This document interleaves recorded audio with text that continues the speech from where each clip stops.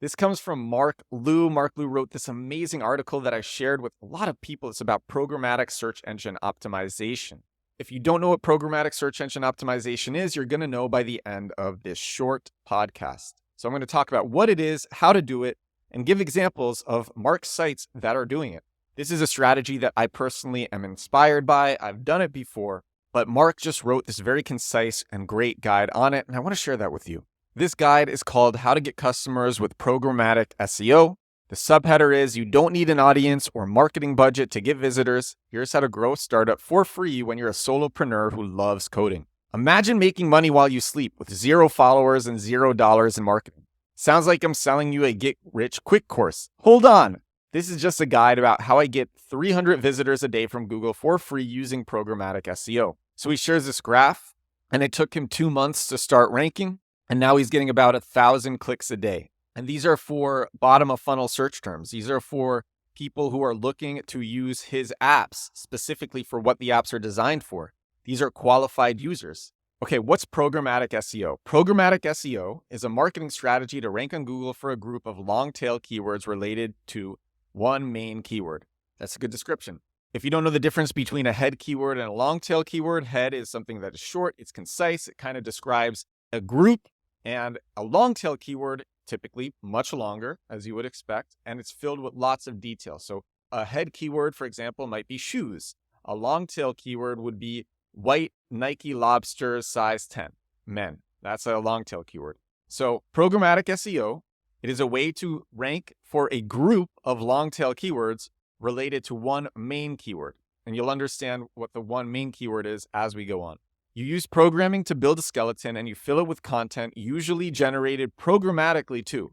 In other words, SEO for features addict developers. That's how I got 15,600 visitors on Books Calculator, 9,000 visitors on Gamify Lists, 4,500 visitors on Workbook PDF. So I'll give you an example from Books Calculator. I took actually a look at this a few days ago into their rankings. I wanted to see what they were ranking for. So they're ranking for keywords like 7,000 words to pages. How long does it take to read 5,000 words? How long does it take to read 4,000 words? How long does it take to read 10,000 words to pages? So how do they do this? Well, if you go to bookscalculator.com/words per page, words dash per dash page /7,000, you see how many pages is 7,000 words. Answer, 7,000 words is approximately 14 pages. And so for every number, 7,000, 6,999, there is an answer and a page generated for this. And Mark Liu describes in the rest of the article how to actually do this with programming. That's what programmatic SEO is, though.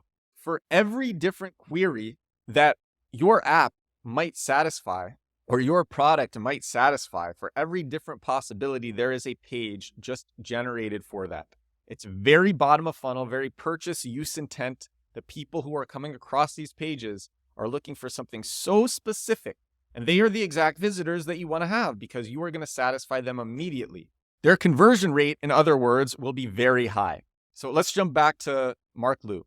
I built these pages once and never touched them again, all free traffic from Google. That's the promise of SEO. That's why SEO is great. Number 1, find one keyword. Let's use a real example. Our business is a directory of rage rooms like TripAdvisor to help people find the best places to smash away stress. So you can imagine going to a rage room and smashing computers and plates to just feel better. So let's focus on getting traffic with programmatic SEO. First, you need one keyword with, and Mark Liu is using Ahrefs. I always use Moz. Mark is using Ahrefs for this. And so he's going to give his numbers with Ahrefs. You need one keyword with a keyword difficulty lower than 20. It requires 10 backlinks or less required to rank on Google. He's completely oversimplifying SEO and getting links, and it's so much more complicated than that because you want relevant links. It's not just the quantity, it's the quality, it's how related to your niche they are. But I'm going to keep reading his guide, and he actually does give really good ways to get backlinks, ways that I have even shared on the podcast before. So he says you want a keyword difficulty lower than 20. It requires 10 backlinks or less to rank on Google. Search volume superior to 500 per month in one country. 3x this for worldwide searches. So he says Ahrefs' free keyword generator tool shows you exactly that. And guess what? The keyword rage room is almost perfect.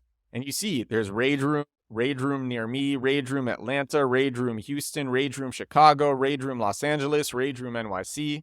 Second, we need numerous long tail keywords. We need at least 20. There's a high volume of searches for rage rooms in a city and a low keyword difficulty. Let's build around these keywords. 2, build a web page empire. We want to create one web page per long tail keyword. There are 333 cities with over 100,000 people in the USA. Let's assume there are 1,000 rage rooms. Random guess. Here's what our website structure looks like. So you have a main welcome page. This is just the home page. Then you do /city, all rage rooms in a city. And you have one skeleton, 333 web pages, because Mark says 333 cities with over 100,000 people in the United States. And so he's structuring it. There's lots of different ways to structure your URLs. This is kind of called information architecture. This is a part of it. In SEO, this is called information architecture. So he would do /city /rage-room. And then this goes to the rage room page with your skeleton. So he says, create a skeleton. A skeleton is an HTML mold. Add some data and you have a unique web page. So he gives examples. 10 plus fun exercises, free Ukrainian workbook. 10 plus fun exercises, free Chinese workbook, free Turkish workbook, free Russian workbook. It's just filling in the skeleton with different nationalities. For instance, the skeleton with /city root, the 333 web pages with all rage rooms in a city would look like this. So you have the H1, that's your main header, the total best rage rooms in a city. So total is a variable. It would change how many rage rooms are in this city, and city, that would change. That's a variable as well. The total best rage rooms. So maybe like the 3 best rage rooms in New York. Description, explore New York's, and that's a variable that changes. Explore New York's top rage rooms. Find the perfect spot to smash away stress and have a blast. And then you have like your neighborhoods, neighborhood 1 to neighborhood 2. We've got you covered. Let the fun begin. So the neighborhoods are just variables. We want to build as many valuable pages as possible. Pretend you're searching for a rage room in New York. What do you want to see? The list of rage rooms sorted by Google Maps stars, the price per hour, the type of objects you can break, a button to book a rage room. The list goes on. Search for patterns while crafting the experience of the end user. By building 3 HTML skeletons, we can have 1,334 web pages ranking on Google. So then he shares Books Calculator, which I shared with you, and how he does it. Books Calculator has 100 plus pages ranking for how long to read, and then the variable is just the number of pages. By the way, I don't know the exact no-code solutions to do this with, but I know that there are no-code solutions to do this with, and I am exploring those, and when I find them, I'm going to share them. But if you're a developer, if you have some front-end programming experience, this won't be too difficult to do. All right, next step, collect good data. We need rich data to build valuable web pages and rank on Google. So for example, with the rage rooms, 333 cities, we need the city name, the city photo, popular neighborhoods. We need 1,000 rage rooms with their names, their starting price, their reviews. Most of the data could be obtained using Google Maps API. To get richer data, outsource the data collection for a few $100s and or use ChatGPT for some parts like the meta description. So he has another product called Gamify List, and Gamify List recommends apps to improve yourself. And he says, for Gamify List, I spent $150 to collect the best 600 gamification apps from a virtual assistant. All right, now optimize your SEO. Once you have 1,334 web pages built with your skeleton in the data, and this is, automatic, it's just plugging your data into your skeleton, make them SEO friendly. So you have the long tail keyword should be in the H1 tag, so in the header at least. You want to have your keyword in the header. The images should have alt text, good size, and be lazy loading. Good size is in low file size. Use lazy loading. Links and buttons should have titles. Then he shares some code. I'm not going to read that code, but you can find this article very easily. He recommends using Lighthouse from Google for auditing. Lighthouse basically just runs a bunch of tests for a page. This is from Google. It's free. And then it generates a report on how well the page did. And from here, you can use failing tests as indicators on what you want to improve for your app. You don't want to stuff keywords. He makes a point of saying this. This is true as well. You don't want to put your keyword in too many times or it's going to look spammy. So only add the keywords where it matters for the users. That's pretty much a good rule of thumb for doing SEO. All right, so now we need links. How are we going to get these backlinks? So he recommends places that I've recommended. He recommends launching on Product Hunt. I've talked about Product Hunt so much on this show. It's just the number one place for launching technology products. I'm not going to go into it more because I have a guide on my website. I think it's even in the header of my site, edwardsturm.com. So if you just go to edwardsturm.com, you'll see Product Hunt Secrets. That's what it is. On the left side on desktop. You can also search Product Hunt Secrets, edwardsturm.com. If you're on mobile, you'll find it.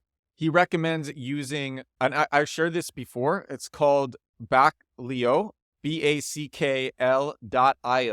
You pay $67 and your tool, your app is submitted to tons of different directories, relevant directories where you get links. And this is an easy way to get your domain authority from 0 to 20 using Ahrefs. I still recommend Moz. Moz is my favorite SEO tool.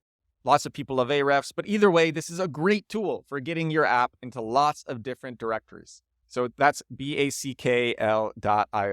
You can also launch on BetaList. I don't even think he mentions that in this, but you can launch on BetaList as well. Before you do any of this, so he lists this after, but I'm just going to tell you, before you do that, you should submit to Google Search Console. Verify your domain name in Google Search Console. This is Google's proprietary tool for accessing their search index and submitting your information to Google. Then manually request for a few of your pages indexing. It'll make Google index your website faster. He doesn't talk about a sitemap, but actually I went to bookscalculator.com/sitemap.xml and I see how he's doing it. It's really interesting. You can just look that up too. But he basically puts the patterns in.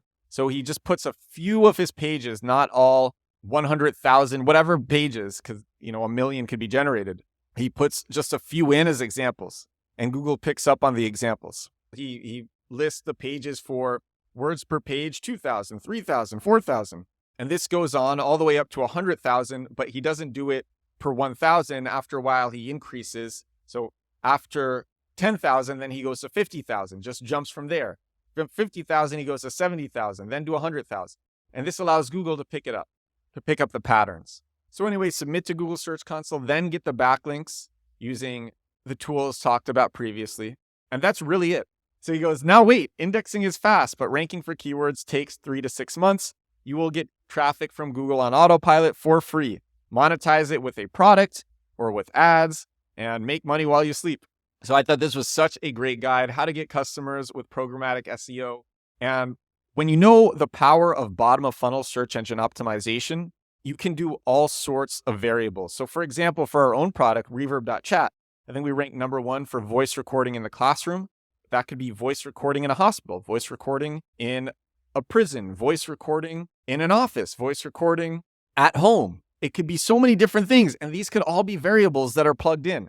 And you can do all of this with programmatic search engine optimization. So I am so excited by this. Such a great strategy. So many developers do this successfully.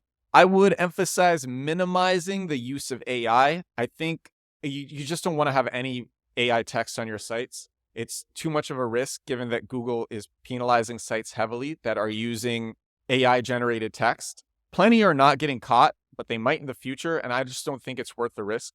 So I would emphasize not using AI for this, but still like programmatic SEO. It's a well-known strategy. And this is such a well thought out and simple and concise guide. Had to share it. This is episode 281 of The Edward Show. This is my daily growth hacking and growth marketing podcast. This is both a growth hack and a growth marketing strategy.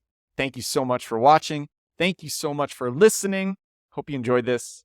Thank you, Mark Liu, for writing a great guide. I will talk to you again tomorrow. Bye now.